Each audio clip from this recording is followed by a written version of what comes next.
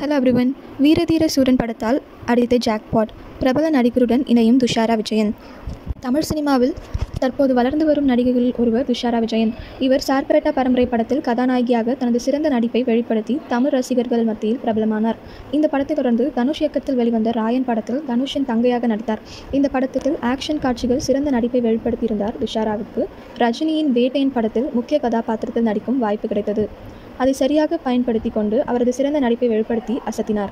சமீபத்தில் விக்ரம் ஜோடியாக வீரதீர சூரன் படத்தில் நடித்தார்.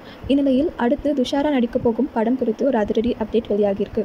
அதன்படி நடிகர் விஷால் தனது நிறுவனம் மூலம் ரவி அரசு படத்தினை அவரே தயாரித்து நடிக்க முடிவு செய்துள்ளார். இந்த படத்தில் நடிக்க துஷாரா விஜயனிடம் கதை சொல்ல கதையை கேட்டுவிட்டு சம்மதம் தெரிவித்திருக்காரு.